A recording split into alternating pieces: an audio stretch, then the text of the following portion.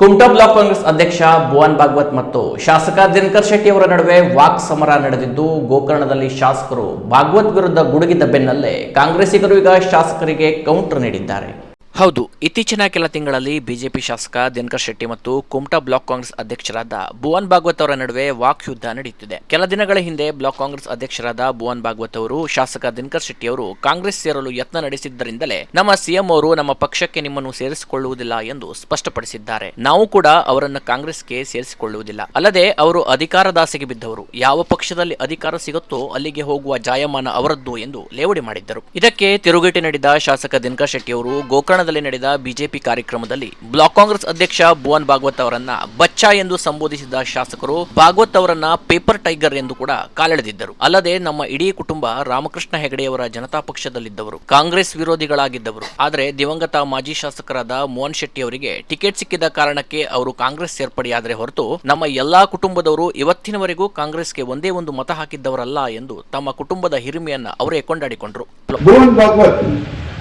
ಎಷ್ಟು ಸರಿ ಮಾತಾಡ್ತಾನೆ ಅವನು ಪೇಪರ್ ಟೈಗರ್ ಇರ್ಬಹುದು, ಏನೇ ಇರ್ಬಹುದು. ನನಗೆ ಗೋಕರ್ಣದ ಒಬ್ಬ ರಿಪೋರ್ಟ್ ಹೇಳಿದ್ರು ಬೆಂಗಳೂರಲ್ಲಿ, ವೆಂಕಟ ಶೆಟ್ಟಿ ನೀವು ಮಾತ್ರ ಭುವನ್ ಭಾಗವತನಿಗೆ ಯಾವ ಸ್ಟೇಟ್ಮೆಂಟ್ ಕೊಡ್ಬೇಡ್ರಿ, ಅವನು ಬಚ್ಚ ಇದ್ದಾನೆ ಅನ್ನುವಂಥದ್ದನ್ನು ಹೇಳಿದ್ರು. ನಾನು ನಿಮ್ಗೆ ಹೇಳ್ತಾನೆ, ನಮ್ದು ಇಡೀ ಕುಟುಂಬ ನಾವು ಕಾಂಗ್ರೆಸ್ ವಿರೋಧಿಗಳು. ರಾಮಕೃಷ್ಣ ಹೆಗಡೆ ಸಂಘ ನಾವು ಇದ್ವಿ. ಅವಾಗ ಇಡೀ ಕುಟುಂಬ ನಾವು ರಾಮಕೃಷ್ಣ ಹೆಗಡೆ ಸಂಘ ಇದ್ದಿದ್ದು ಜನತಾ ಪಕ್ಷದ ನಾವೆಲ್ಲರೂ. ಅದೇನೋ ಅಚಾನಕ್ ಆಗಿ ಮೋಹನ್ ಶೆಟ್ಟಿ ಕಾಂಗ್ರೆಸ್ಗೆ ಹೋಗ್ಬಿಟ್ರು, ಅವ್ರಿಗೆ ಅಲ್ಲಿ ಸೀಟ್ ಸಿಕ್ತು, ಅವರಲ್ಲಿ ಹೋದ್ರು.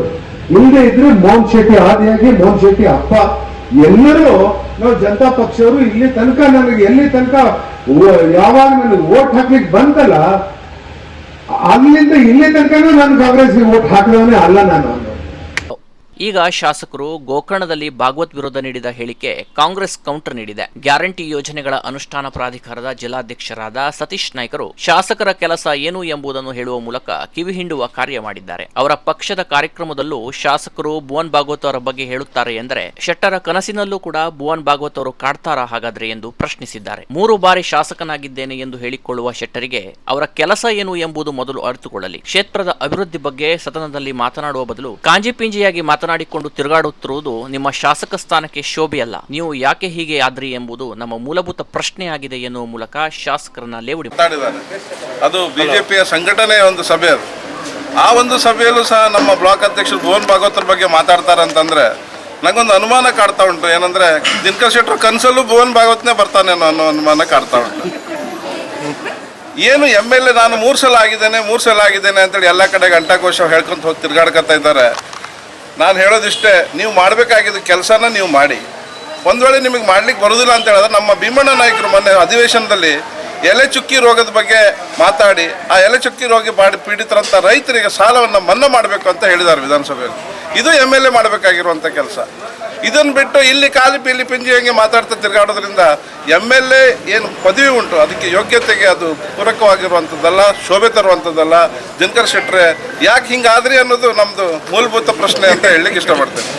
ಇನ್ನು ಈ ಬಗ್ಗೆ ಬ್ಲಾಕ್ ಕಾಂಗ್ರೆಸ್ ಅಧ್ಯಕ್ಷ ಭುವನ್ ಭಾಗವತ್ ಕೂಡ ಶಾಸಕರ ಹೇಳಿಕೆಗೆ ಸರಿಯಾಗಿಯೇ ತಿರುಗೇಟು ನೀಡಿದ್ದಾರೆ. ಅವರ ಬಿಜೆಪಿ ಕಾರ್ಯಕ್ರಮದಲ್ಲಿ ಪಕ್ಷದ ಬಗ್ಗೆ ಮಾತನಾಡುವ ಬದಲು ನನ್ನ ಬಗ್ಗೆ ಮಾತನಾಡಿದ್ದಾರೆ. ಅವರು ವಯಸ್ಸಿನಲ್ಲಿ ಹಿರಿಯರು, ಅವರ ಹಿರಿತನದ ಬಗ್ಗೆ ನನಗೆ ಗೌರವವಿದೆ. ಅವರು ಮಾತನಾಡುವುದಿದ್ದರೆ ಕ್ಷೇತ್ರದ ಬಗ್ಗೆ, ಅಭಿವೃದ್ಧಿ ಬಗ್ಗೆ ಸದನದಲ್ಲಿ ಮಾತನಾಡಲಿ. ಇವರು ಸದನದಲ್ಲಿ ಮಾತನಾಡಿದ್ದು ಹೆಚ್ಚಾಗಿಯೇ ಬಹುಶಃ ಬಸವರಾಜ ಬೊಮ್ಮಾಯಿ ಅವರು ಸಿಎಂ ಆಗಿದ್ದಾಗ ಶರಾವತಿ ಪಂಪ್ ಸ್ಟೋರೇಜ್ ಯೋಜನೆ ಮತ್ತು ಅಗ್ನಾಷ್ಟಿ ನದಿ ಜೋಡಣೆ ಯೋಜನೆ ಮಂಜೂರಿಯಾಗಿರಬೇಕು, ಇಲ್ಲವೇ ಮೈಕ್ ಆಫ್ ಮಾಡಿ ಮಾತನಾಡಿರಬೇಕು ಎಂದು ಕಿಚಾಯಿಸಿದ ಭಾಗವತ್ ಅವರು, ನೀವು ಹೆದರಿಸಿದರೆ ನಾನು ಹೆದರುವಂತಹ ವ್ಯಕ್ತಿಯಲ್ಲ. ಈಗಲಾದರೂ ನಿಮ್ಮ ಗುಂಡಾ ಪ್ರವೃತ್ತಿಯನ್ನ ಬಿಡಿ. ಅವರದ್ದೇ ಪಕ್ಷದ ಹಿರಿಯರು ನನ್ನ ಬಳಿ ಸಾಕಷ್ಟು ಬಾರಿ ಹೇಳಿದ್ದಾರೆ, ಶಾಸಕರ ಮಾತೆ ಅವರಿಗೆ ಶತ್ರು ಎಂದು ಹೇಳಿದ್ದಾರೆ. ಆ ದೇವರು ಅವರಿಗೆ ಒಳ್ಳೆಯ ಬುದ್ಧಿ ಕೊಡಲಿ ಎಂದು ಪ್ರಾರ್ಥಿಸುತ್ತೇನೆ ಎನ್ನುವ ಮೂಲಕ ಶಾಸಕರಿಗೆ ಕಿವು ಮಾತು ಹೇಳಿದ್ರು. ಮಾತಾಡಿದೆ. ಈಗಾಗಲೇ ಜಿಲ್ಲಾ ಗ್ಯಾರಂಟಿ ಅಧ್ಯಕ್ಷರು ಕೂಡ ಅದೇ ಹೇಳಿದ್ರು. ಬಹುಶಃ ಅದೊಂದು 5 ನಿಮಿಷದ ಭಾಷಣ ಹೇಳಿ ನಾನು ಆ ವಿಡಿಯೋ ನೋಡಿ ತಿಳ್ಕೊಂಡೆ. ಅದರಲ್ಲಿ 4 ನಿಮಿಷಗಳ ಕಾಲ ಬರೀ ನನ್ನ ವಿಷಯನೇ ಮಾತಾಡಿದ್ದಾರೆ. ಅವ್ರದ್ದು BJPಯ ಸಭೆಯಲ್ಲಿ ಅವ್ರ ವಿಚಾರ ಮಾತಾಡ್ಕೊಳ್ಳೋದು ಬಿಟ್ಕೊಂಡು ಸ್ವಲ್ಪ ನಾನು ಹೇಳುವಂಥದ್ದು ಇಷ್ಟೇ. ಅವರಿಗೆ ವಯಸ್ಸಲ್ಲಿ ಭಾಳ ಹಿರಿಯರು. ನನಗಂತೂ ಆ ಹಿರಿತನಕ್ಕೆ ಭಾಳ ಗೌರವವಿದೆ. ನಾನು ನನ್ನ ಬಗ್ಗೆ ಮಾತಾಡಿ ಅಂತ ನಾನು ಯಾವತ್ತೂ ಕೂಡ ಹೇಳುವುದಿಲ್ಲ. ಅವ್ರು ಹೇಳಿದ್ದಾರೆ ನಾನು ಯಾಕೆ ಮಾತಾಡಬೇಕು. ಖಂಡಿತವಾಗೂ ನೀವೇನಾದ್ರು ಮಾತಾಡುವಂಥದ್ದಿದ್ದರೆ ಕ್ಷೇತ್ರದ ಜನರಿಗೋಸ್ಕರ ಏನಾದರೂ ಮಾತಾಡಿ. ಕ್ಷೇತ್ರದ ಅಭಿವೃದ್ಧಿಗೋಸ್ಕರ ಮಾತಾಡಿ ಹೇಳುವಂಥದ್ದನ್ನೇ ನಾನು ನಿಮ್ಮಲ್ಲಿ ಕೇಳ್ಕೊಳ್ತೇನೆ ದಿನಕರ್ ಶೆಟ್ಟಿ. ನನಗೂ ಕೂಡ ಇವರು ಭಾಳ ಬೇಜಾರಿದೆ. ಇವರು ಮಾತೆತ್ತಿದ್ರೆ ನಾನು ಆ ವಿಡಿಯೋದಲ್ಲಿ ನೋಡ್ತಾ ಇದ್ದೆ, ಅಧಿವೇಶನದಲ್ಲಿ ನಾನು ಮಾತಾಡಿದೆ, ಹಾಗೆ ಮಾಡಿದೆ, ಹೀಗೆ ಮಾಡಿದೆ ಹೇಳ್ಕೊಂಡು. ಬಹುಶಃ ಬೊಮ್ಮಾಯಿ ಸಾಹೇಬ್ರ ಸರ್ಕಾರ ಇದ್ದಾಗಲೂ ಕೂಡ ಇವರು ಅಧಿವೇಶನದಲ್ಲೇ ಇದ್ದರು. ಇವ್ರು ಮಾತಾಡೋದು ಹೆಚ್ಚಾಗಿ ಶರಾವತಿ ಪಂಪ್ ಸ್ಟೋರೇಜ್ದು ಮಂಜೂರಾಯಿತೋ ಅಥವಾ ಮೈಕ್ ಬಂದ್ ಮಾಡಿ ಮಾತಾಡಿದ್ರೋ ಹೇಳುವಂಥದ್ದು ಮಾತ್ರ ಈಗ ಡೌಟು. ಸೂಪರ್ ಸ್ಪೆಷಾಲಿಟಿ ಹಾಸ್ಪಿಟ್ಲ್ ಕೂಡ ಯಾವುದೇ ಎಂಡ್ ಸೊಲ್ಯೂಷನ್ನಿಗೆ ತೊಗೊಂಡೋಗುವಂಥ ಕೆಲಸ ಮಾಡಲಿಲ್ಲ. ನಾನು ಪದೇ ಪದೇ ಅವ್ರ ಬಗ್ಗೆ ಮತ್ತೆ ಮಾತಾಡ್ಲಿಕ್ಕೆ ಹೋಗೋದಿಲ್ಲ. ಯಾಕೆಂದರೆ ನಾಳೆ ಏನಾಗ್ತದೆ, ಅವರು ಬರೀ ಟಿಪ್ಪುಗಳನ್ನೇ ಮಾಡ್ಕೊಂಡು ಇರ್ತಾರೆ. ಅಭಿವೃದ್ಧಿ ಮಾಡುವಂಥದ್ದು, ಕೆಲಸ ಮಾಡುವಂಥದ್ದು ಅವರಿಗೆ ಏನು ವಿಚಾರ ಇಲ್ಲವೋ ಅಥವಾ ಹೀಗೆ ಕಾಲ ಕಳ್ಕೊಂಡು ಹೋಗಬೇಕು ಅನ್ನೋಂಥ ವಿಚಾರ ಮಾಡಿದ್ದಾರೆ. ನಾವು ಕೂಡ ಬೇಕಾದಷ್ಟು ನೋಡಿದೆ. ಅವ್ರ ಅಕ್ಕಪಕ್ಕದ ಕ್ಷೇತ್ರದಲ್ಲಿ BJP ಶಾಸಕರಿದ್ದ ಕ್ಷೇತ್ರದಲ್ಲಿ ಅವ್ರ ಸರ್ಕಾರ ಇದ್ದಾಗ ಸಾಕಷ್ಟು ಅಭಿವೃದ್ಧಿಗಳನ್ನು ಅವ್ರು ಮಾಡಿದರು. ನಮ್ಮ ಕ್ಷೇತ್ರದಲ್ಲಿ ಏನು ಮಾಡಿದ್ದಾರೆ?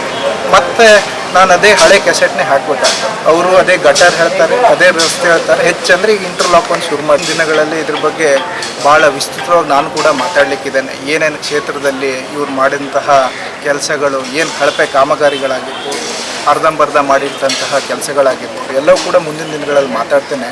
ನಾನು ಆ ಭಗವಂತನಲ್ಲಿ ಕೇಳ್ಕೊಳ್ಳೋದು ಹಂಗೆ ಇಷ್ಟೇ. ಬಹುಶಃ ನೀವು ಹೆದರಿಸಿದ್ರೆ ಹೆದರುವಂಥ ವ್ಯಕ್ತಿ ನಾನಲ್ಲ. ನಾನು ನೋಡ್ತಾ ಇದ್ದೇನೆ, ಯಾರು ರಾಜಕೀಯವಾಗಿ ಅವ್ರಿಗೆ ಏನಾದರೂ ಮಾತಾಡಿಬಿಟ್ರೆ ಅವ್ರ ಮೇಲೆ ಏಕಾಏಕಿ ಹೋಗುವಂಥದ್ದು, ಮಾತಾಡುವಂಥದ್ದು, ಇಂಥ ಗೂಂಡಾ ಪ್ರವೃತ್ತಿಯನ್ನು ಬಿಡ್ರಿ. ನನಗೂ ಭಾಳಷ್ಟು ಜನ ಎಲ್ಲ ಸಮಾಜದ ಹಿರಿಯರು ಫೋನ್ ಮಾಡಿದರು. ಅವ್ರು ಹೇಳಿದ್ರು, ಅವ್ರ ಮಾತೇ ಅವರಿಗೆ ಶತ್ರು, ನೀನೇನು ತಲೆ ಕೆಡ್ಸ್ಕೊಂಡು ಹೋಗ್ಬೇಡ, ಒಳ್ಳೆ ಕೆಲಸ ನೀವು ಮಾಡ್ತಾಯಿರಿ, ಸಮಯ ಬಂದಾಗ ಸಮಯವೇ ಎಲ್ಲದಕ್ಕೂ ಉತ್ತರ ಕೊಡ್ತಾರೆ ಹೇಳ್ಬೋದು. ಆ ಭಗವಂತನಲ್ಲಿ ಅವರಿಗೆ ಇನ್ನಾದರೂ ಒಳ್ಳೆ ಬುದ್ಧಿ ಬರಲಿ ಹೇಳುವಂಥದ್ದನ್ನು ನಾನು ಕೇಳ್ಬೋದು. ಒಟ್ಟಾರೆ ಶಾಸಕ ದಿನಕರ್ ಶೆಟ್ಟಿ ಮತ್ತು ಭುವನ್ ಭಾಗವತ್ ಅವರ ನಡುವಿನ ವಾಕ್ ಸಮರ ಎಲ್ಲಿಗೆ ಹೋಗಿ ತಲುಪುತ್ತದೆ ಎಂಬುದನ್ನು ಕಾದು ನೋಡಬೇಕಿದೆ. Canara plus news, Kumta.